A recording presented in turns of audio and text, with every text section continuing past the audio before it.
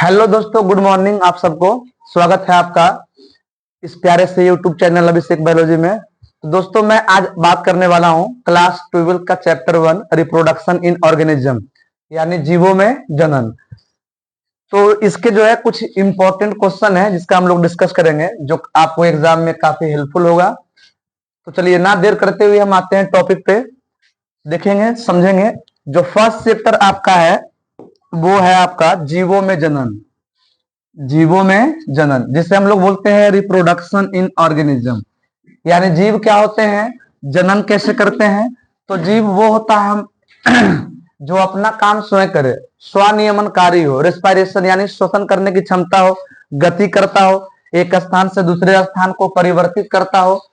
तो इन सारे कामों को करने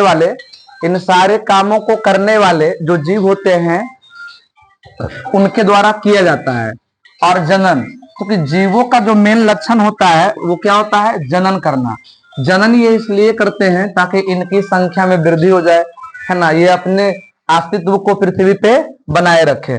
चलिए, तो कमाल है, धमाल है। और आते हैं अभी जो है एकदम हॉट क्वेश्चन में। तो क्वेश्चन नंबर फर्स्ट का आता है, किसी पुष्पकर्मीय मीन्स क्या, वैसा पौधा जिसमें पुष्प उत्पन्न होते हैं।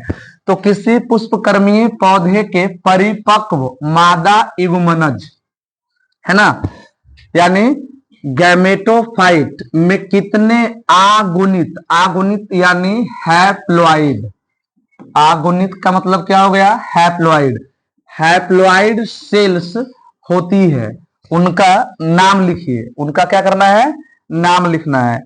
यानी टोटल कितना होगा उनका हम लोग क्या करेंगे, नाम लिखेंगे। और देखते हैं, कहता है how many haploid cells are present in a mature female gametophyte of a flowering plant, name them. उनका नाम लिखने के लिए कह रहा है। तो चलिए नाम लिखेंगे और समझेंगे ध्यान से। ध्यान दीजिएगा, काफी मजेदार क्लास होने वाला है। तो अब इसके आंसर को देखेंगे हम लोग। कहता है एक पुष्पकर्मीय पौधे के परिपक्व मादा युग्मनज में 6 अगुणित कोशिका होती है। कितनी होती है, 6, जिसे हम एक पिक्चर के माध्यम से समझेंगे। 6 अगुणित कोशिकाएं होती है, जिनमें 3 होता है एंटीपोडल सेल, अंड कोशिकाओं की संख्या होती है 1, और सिनर्जिड सेल की संख्या होता है 2। अब समझेंगे ये एंटीपोडल सेल क्या होता है। तो समझते हैं एक डायग्राम से, इसको देखेंगे एंटीपोडल सेल क्या होता है। चलिए, जैसे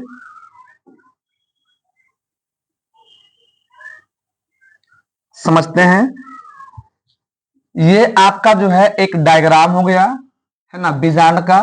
तो देखिए बीजांड का जो ऊपर वाला भाग होता है और यहाँ जो कोशिका होती है, इसको हम लोग बोलते हैं एंटीपोडल सेल। क्या बोलेंगे, एंटीपोडल सेल, जिसे हिंदी में बोला जाता है प्रतिमुख कोशिका, एंटीपोडल सेल। तो एंटीपोडल सेल की संख्या कितना हो गया, 3। 2 आपका होता है सिनर्जिड सेल, 2 क्या होगा, सिनर्जिड सेल। ये दोनों आपका जो है वो है सिनर्जिड सेल्स, है ना। तो सिनर्जिड सेल की संख्या कितनी होती है, 2। इन्हें हम बोलते हैं हिंदी में सहायक कोशिका। और एक जो आपका बीच में आता है, ये बीच वाले को हम लोग क्या बोलेंगे, तो ये जो आपका कोशिका है ये क्या होता है, एक अंड कोशिका होता है। ये क्या होगा, अंड कोशिका। तो इस तरह से एक कंप्लीट फीमेल ओविल में आपका क्या होगा, तो 3 और 3 6, यानी टोटल कितने अगुणित कोशिका होते हैं, तो 6 होते हैं। याद रखिएगा, काफी हेल्पफुल होगा। चलिए अगला क्वेश्चन पे आते हैं, हम लोग देखेंगे नेक्स्ट क्वेश्चन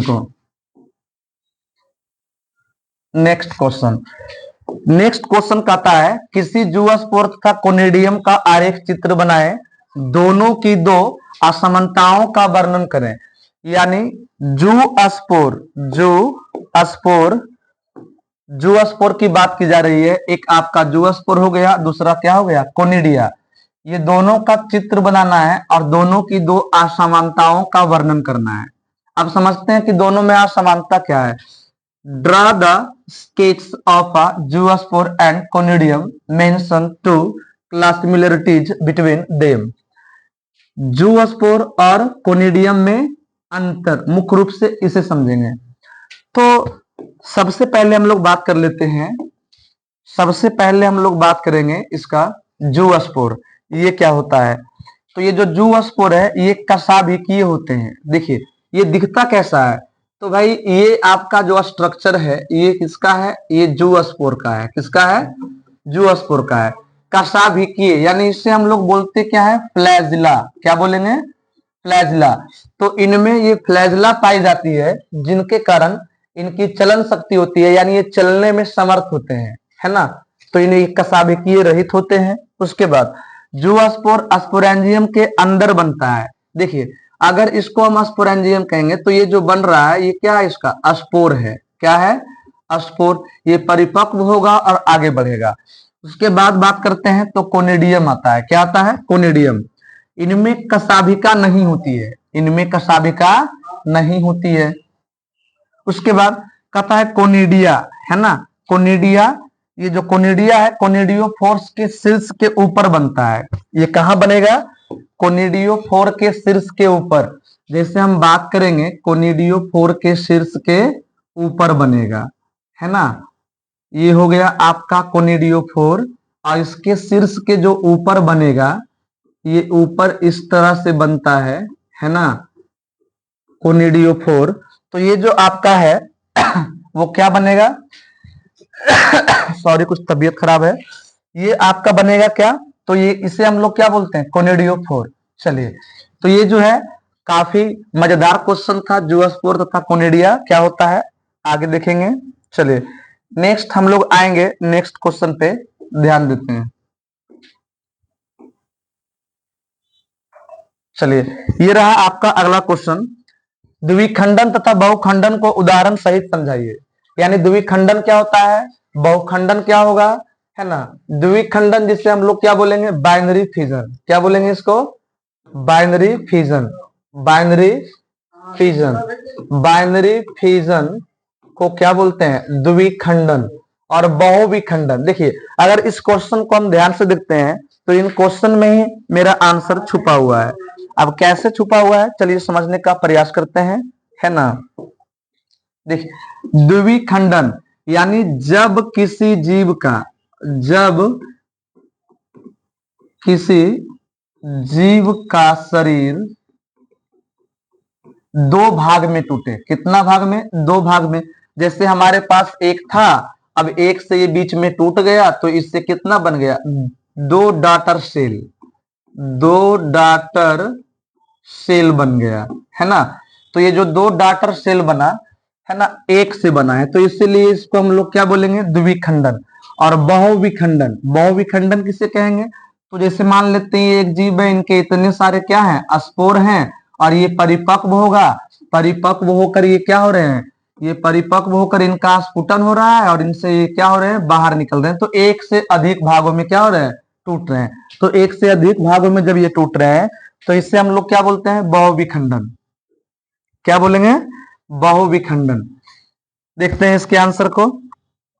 कहता है द्विखंडन एक प्रकार का अलैंगिक जनन की विधि है।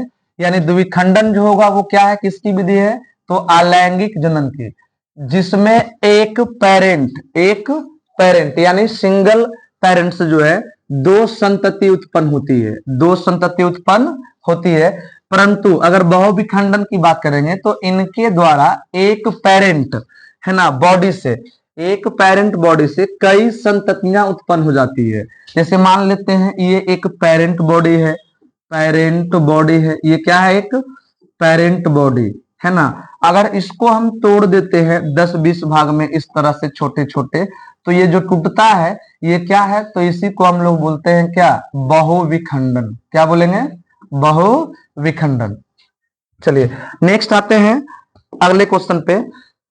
आप लोग प्लीज सेशन को लाइक कर दें, सब्सक्राइब कर दें, है ना, और शेयर कर दें ताकि उन विद्यार्थियों को काफी सहायता मिले जो इस बार 2025 में अच्छा नंबर लाना चाहते हैं, है ना। तो फटाफट आप लोग सेशन को लाइक करेंगे, शेयर करेंगे और सब्सक्राइब करेंगे ताकि मुझे और ज्यादा मोटिवेशन मिले और मैं और इसी तरह का बेहतरीन से बेहतरीन वीडियो और कुछ क्वेश्चन जो है आपके लिए लाता रहूं, है ना।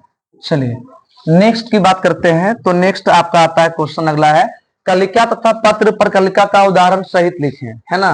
कलिका तथा पत्र प्रकलिका को उदाहरण सहित परिभाषित करें। डिफाइन बर्ड्स यानी कलिका, है ना। And bulbils with suitable, bulbils का मतलब क्या होता है, पत्र कलिका। तो दोनों में अंतर समझते हैं। पत्र ये कलिका वो होता है, देखिए इनमें पत्र का नहीं होता, यानी पत्र का बात नहीं होता है, और इनमें पत्र की बात की जा रहा है। उसके बाद आपको एग्जाम्पल भी लिखने को बोलेगा एग्जाम में, है ना। एग्जाम्पल से भी हम लोग इसको समझेंगे। तो समझते हैं ये क्या कहता है, इसका आंसर की बात करेंगे। देखिए तो कहता है इसमें आपका आंसर कलिका तथा पत्र प्रकलिका, कलिका तथा पत्र प्रकलिका, है ना। ये देखिए कलिका तथा पत्र प्रकलिका पादप में कायिक प्रवर्धन, है ना, की इकाई है।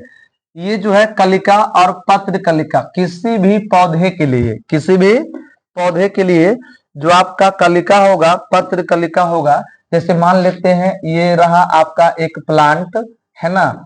ये आपका क्या है, एक प्लांट है, ठीक है। तो इस प्लांट का कायिक भाग यानी कायिक जनन करवाने के लिए पौधों में क्या चाहिए, तो कलिका चाहिए, प्रकलिका चाहिए, है कि नहीं। चलिए उसके बाद हम लोग बात करेंगे, ये नई संतति निर्माण करने में सक्षम होती है। ऐसी रचनाओं को कायिक प्रवर्धन भी कहते हैं। नोट कर लीजिएगा, आप लोग आंसर लिख लीजिएगा। कायिक प्रवर्धन क्या होता है, तो मात्र पौधे के किसी भी कायिक भाग के द्वारा, मात्र पौधे के, जैसे मैंने बनाया क्या, ये एक प्लांट है, ये क्या है, एक प्लांट है, मैंने इसे एक प्लांट बनाया। तो मात्र पौधा, ये क्या है, ये मात्र पौधा है, ये क्या होगा आपका मात्र पौधा। तो मात्र पौधे के मान लेते हैं ये क्या है, आपका एक कायिक भाग है। अगर इसके द्वारा एक नए प्लांट का डेवलपमेंट हो जाता है तो इसे हम लोग क्या बोलते हैं, कायिक प्रवर्धन, कायिक प्रवर्धन। बिल्कुल सही। चलिए आगे बढ़ते हैं नेक्स्ट क्वेश्चन की ओर, ध्यान से समझते चलिएगा क्योंकि काफी हेल्पफुल होने वाला है आपके एग्जाम में, इससे बाहर कुछ नहीं है ना। देखेंगे नेक्स्ट क्वेश्चन, कहता है जीवाणु कोशिका में द्विविखंडन को चित्र द्वारा दर्शाएं। यानी द्विविखंडन कैसे होता है जीवाणु में, है ना।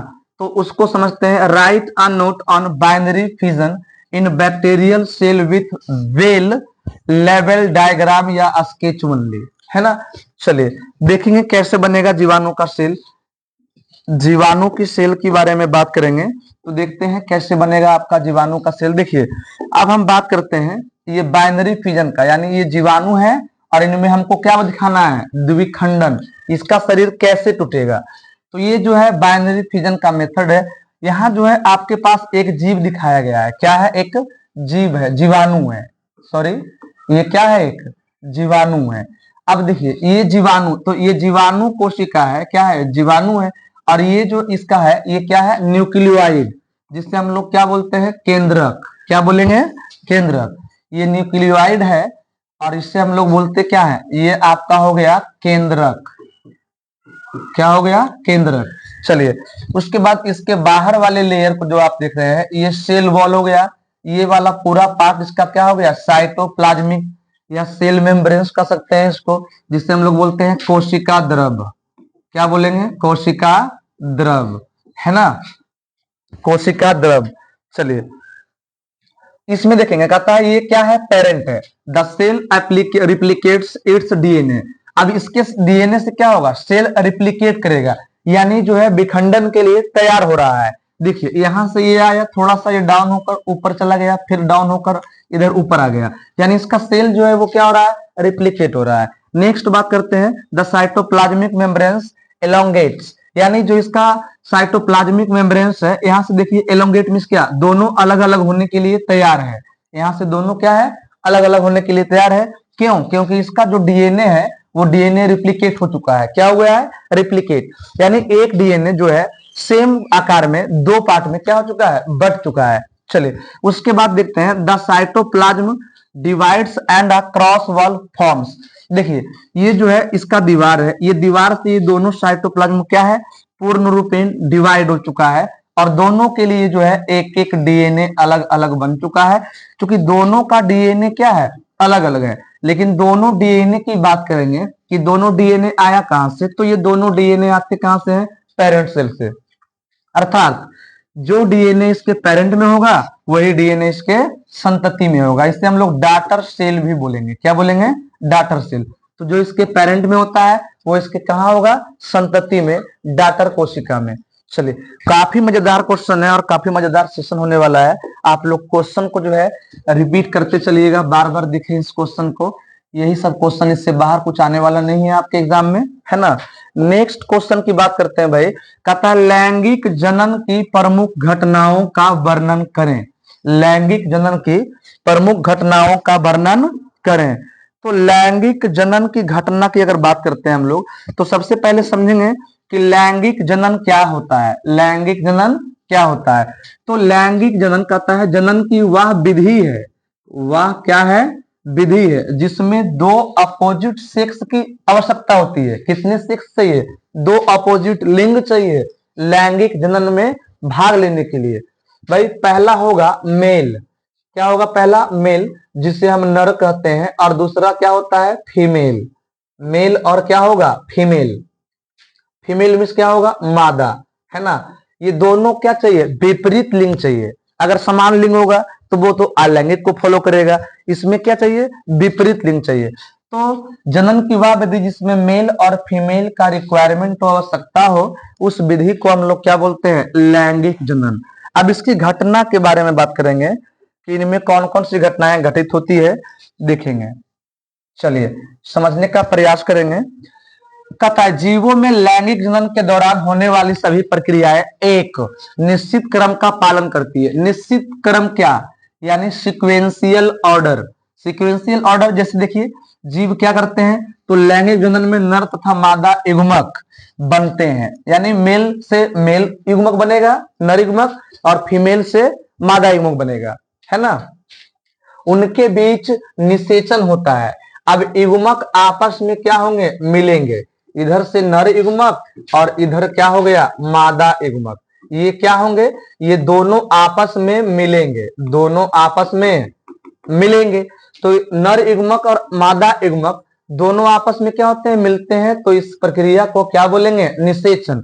यानी नर युग्मक का मादा युग्मक से मिलने की प्रक्रिया को निषेचन कहते हैं। कहता है फिर युग्मनज बनता है। जब इनमें निषेचन हो जाता है, जब दो युग्मक आपस में मिल जाते हैं, जब दो युग्मक क्या होंगे, आपस में मिल जाते हैं। जैसे देखिए इधर से आया मेल का, इधर से क्या है, फीमेल। अब इसका एन, इसका एन, ये दोनों एन आपस में मिलकर क्या बना लेगा, 2n।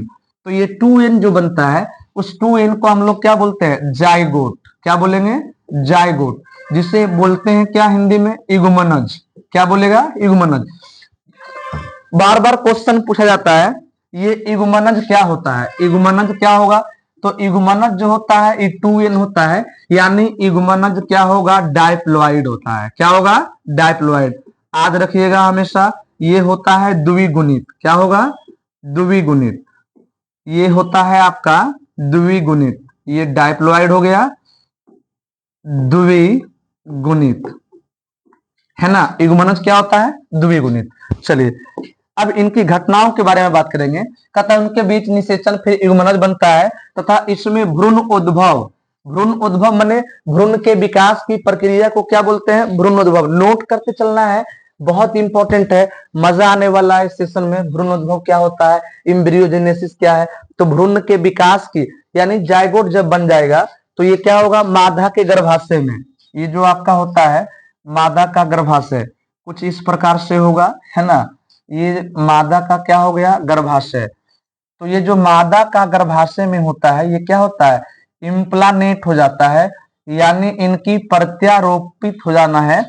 यहाँ जो है 2n बना, जाइगोट है। तो जाइगोट जो होता है यहाँ आकर इसे बोलते हैं एंडोमेट्रियम। क्या बोलेंगे, एंडोमेट्रियम, है ना, एंडोमेट्रियम। तो ये एंडोमेट्रियम में जाइगोट क्या होता है, यहाँ इम्प्लानेट हो जाता है, जिसे हम लोग प्रत्यारोपण कहते हैं। क्या बोलेंगे, प्रत्यारोपण। चलिए नेक्स्ट बात करेंगे तो जीवों में लैंगिक जनन को प्रायः 3 भागों में बांटा जा सकता है। पहला क्या है, निषेचन पूर्व घटनाएं, निषेचन पूर्व घटना, फिर निषेचन, उसके बाद निषेचन पश्च घटना। तो निषेचन पूर्व घटना में क्या होता है बताइए, तो युग्मक निर्माण होता है, यानी युग्मक निर्माण की घटना, युग्मक निर्माण की घटना, युग्मक निर्माण की घटना को बोलते हैं निषेचन पूर्व घटना। जब युग्मक निर्माण हो जाए तो युग्मकों का आपस में मिलने की घटना को बोलते हैं निषेचन। और निषेचन पश्च घटना, तो निषेचन जब हो गया तो इसके बाद जायगोट में वृद्धि विभाजन भ्रूणोद्भव का विकास की घटना को क्या बोलेंगे, निषेचन पश्च घटना। चलिए नेक्स्ट क्वेश्चन की बात करेंगे, देखेंगे। आप लोग वीडियो को लाइक करते रहे, शेयर करते रहे, सब्सक्राइब करते रहे, जिससे मुझे काफी हेल्पफुल मिले और आगे की वीडियो बनाने में। सेकेंड क्वेश्चन है बेटा, बात करेंगे इसका, तो कहता है द्विखंडन क्या है, इसके 2 उदाहरण दे। द्विखंडन का 2 एग्जाम्पल हमसे पूछा है ना, और देखते हैं इसका सुटेबल एग्जाम्पल क्या है। देखिए कहता है what is binary fission, give 2 examples. Binary fission को समझते हैं क्या होता है ना। बाइनरी फिजन, देखिए ये आपका क्वेश्चन है, बाइनरी फिजन कहता है द्विखंडन एक तरह के अलैंगिक जनन की क्रिया विधि है, यानी द्विखंडन किसमें आता है, अलैंगिक में। इस विधि द्वारा जीवों के एक निश्चित वृद्धि के पश्चात गुणसूत्र का द्विगुणन होता है ना। फिर केंद्रक एवं कोशिका द्रव विभाजन द्वारा 2 पुत्री कोशिकाएं को जन्म देती है। ये पुत्री कोशिकाएं वृद्धि कर समुचित आकार ग्रहण कर लेती है तथा पूर्ण परिपक्व होने पर जनन क्रिया संपन्न करती है। इस प्रकार बार बार द्विखंडन जनन द्वारा अपनी संख्या को बढ़ाते रहता है ना। जैसे क्या हो गया, अमीबा तथा क्या हो गया, पैरामीशियम। यानी ये ऐसे जीव है जिसे एक कोशिकीय कहते हैं। क्या बोलेंगे, एक कोशिकीय, एक कोशिकीय जीव कहा जाता है अमीबा, पैरामीशियम। ये हो गया आपका क्या, एक कोशिकीय, एक कोशिकीय। तो इस धरती से अगर कोई प्राणी नहीं गया है तो वो कौन जीव है, वो अमीबा है। ये क्या होते हैं, ये एक कोशिका से बने होते हैं और इनकी मृत्यु होने से पहले इनमें रिप्लिकेट होकर, यानी बाइनरी फिजन द्वारा ये अपने कई प्रकार की संततियां बना लेती हैं, एक से अधिक बना लेती हैं, जिनसे इनका जो है अस्तित्व इस पृथ्वी पे क्या होता है, बना रहता है। चलिए नेक्स्ट क्वेश्चन की हम लोग बात करने वाले हैं। तो नेक्स्ट क्वेश्चन जो है वो आपका आ गया स्क्रीन पे, देखिएगा, पढ़िएगा क्वेश्चन क्या कहता है। बड़ा प्यारा सा क्वेश्चन है। प्लाज्मोडियम, यानी प्लाज्मोडियम जो है इसमें क्या होता है, मलेरिया परजीवी के रूप में होती है। में बहुविखंडन का वर्णन करें तो इसमें कैसे, कहता है right a note on multiple fission in Plasmodium, है ना। यानी प्लाज्मोडियम के ऊपर आपको क्या लिखना है, एक नोट लिखना है। देखते हैं, चलिए इसका आंसर क्या कहता है, ध्यान से समझेंगे आंसर को। कहता है आंसर, प्लाज्मोडियम में बहुविखंडन मनुष्य के यकृत एवं आरबीसी में साइजोनेट, क्या है, साइजोनेट अवस्था में, साइजोनेट अवस्था में, जबकि मादा एनोफिलीज मच्छर के आमाशय में उच्छिष्ट अवस्था, उच्छिष्ट अवस्था में होता है। यानी प्लाज्मोडियम जो होगा वो कहाँ होगा, प्लाज्मोडियम ये होता है मनुष्य की यकृत में, आरबीसी में, ठीक है। किस अवस्था में रहेगा, तो साइजोनेट अवस्था, साइजोनेट अवस्था। ये जो मादा एनाफिलीज मच्छर है, ये मादा एनाफिलीज मच्छर ये कहाँ मिलेगा, तो आमाशय में। ये किस अवस्था में होता है, तो ये होता है उच्छिष्ट अवस्था में। कौन सी अवस्था में, उच्छिष्ट अवस्था। ये जो साइजोनेट में बहुविखंडन की क्रिया को साइजोगोनी कहते हैं। साइजोनेट में क्या होता है, जैसे ये कहाँ है, हमारे लीवर में। ये देखिए इस डायग्राम को समझते हैं, देखिएगा ये कहाँ होता है, तो ये हमारे लीवर में होता है, ये लीवर में। जैसे देखिए ये साइजोनोइट है, दिखाता हूं, है ना। देखिए ये आपका क्या हो गया, तो ये आपका जो है ये क्या है, साइजोनोइट। ये डाटर न्यूक्लियस, देखिए इनमें जो छोटा छोटा दिख रहा है वो सब क्या है, डेवलपमेंट हो रहे हैं। तो इनमें क्या होता है, इनमें जो है जो विखंडन होता है उसे हम लोग क्या बोलते हैं, बहुविखंडन। क्या बोलेंगे, बहुविखंडन, बहुविखंडन, है ना। ये बहुविखंडन हो गया। यहाँ देखिए इनका मेच्योरेशन आ रहा है। उसके बाद क्या आता है, रिप्यूरिंग सेजोनाइट वॉल। ये सेजोनाइट वॉल जो है ये क्या है, टूट गया, और टूटने के बाद ये जो मेजोइट अवस्था है सब क्या होते हैं, रिलीज हो जाते हैं और हमारे बॉडी में चारों तरफ क्या होते हैं, फैल जाते हैं। चलिए, तो उसके बाद क्या है, साइजोनोइड में बहुविखंडन की क्रिया आपने देखा, कुछ साइजोगोनी कहते हैं, बहुविखंडन की क्रिया को स्पोरोगोनी कहते हैं, जिसमें बहुत सारे स्पोरोजोइट्स का निर्माण होता है। इसी तरह से होता है ये स्पोरोजोइट, है ना, ये इस प्रकार का हो गया आपका क्या, स्पोरोजोइट। चलिए नेक्स्ट क्वेश्चन के ऊपर आते हैं, देखते हैं नेक्स्ट क्वेश्चन क्या कहता है। नेक्स्ट क्वेश्चन है ना, तो नेक्स्ट क्वेश्चन की बात करते हैं, विपुंसन से आप क्या समझते हैं, यानी what do you understand by emasculation, है ना, what do you understand by emasculation, यानी विपुंसन से आप क्या समझते हैं। तो क्वेश्चन देखते हैं इसका आंसर क्या है।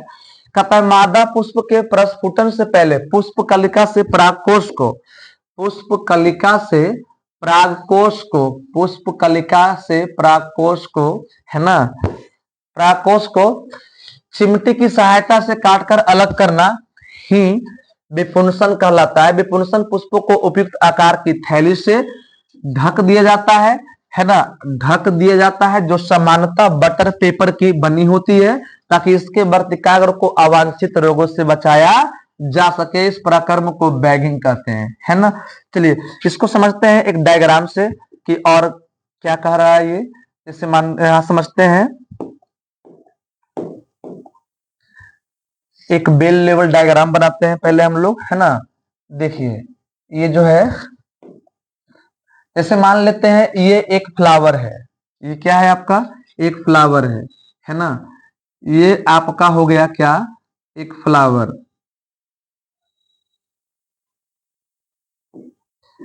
ये क्या हो गया आपका, एक फ्लावर हो गया, है ना, ये आपका फ्लावर है, ठीक है।